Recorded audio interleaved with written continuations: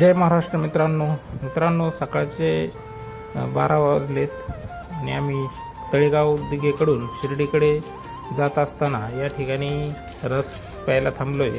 तर हे लोकेशन मित्रांनो काकडी विमानतळाचं जे कंपाऊंड आहे तर त्याच्या शेजारी आहे.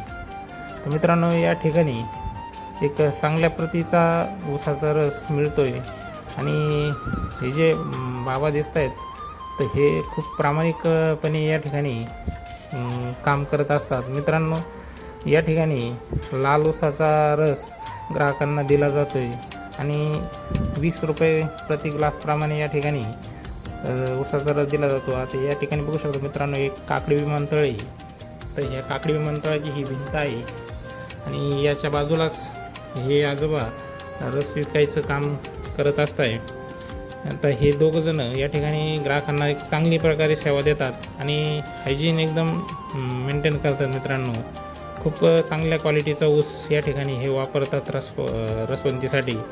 तसेच एकदम असा चांगला थंडगार रस या ठिकाणी आम्हाला प्यायला मिळाला आहे. मित्रांनो तर आपणही जर कधी काकडी विमानतळाच्या दिशेला जर आला तर नक्कीच या बाबांकडे थांबून या ठिकाणी रस पिऊन जा. खूप क्वालिटीचा रस आहे मित्रांनो आणि एकदम म्हणजे जो ऊस आहे तो परिपक्व ऊस या ठिकाणी वापरला जातो आहे आणि दिवसभर हे चालूच असतं मित्रांनो. तर या ठिकाणी काकडी विमानतळाकडे जाणारी येणाऱ्यांची संख्या भरपूर असल्यामुळे बरेचसे जण या ठिकाणी येऊन थांबतात तसेच रस पिऊन जात असतात. मित्रांनो आम्ही सहज शिर्डीकडे जात असताना या ठिकाणी हा स्टॉल दिसला आणि नंतर आम्ही या ठिकाणी थांबून रस पिलो. आता हे ऊस बघू शकता मित्रांनो सर्व लाल ऊस आहे आणि म्हणजे वाडे वगैरे असा ऊस नाही, कवळा ऊस, चांगला परिपक्व असा ऊस आहे.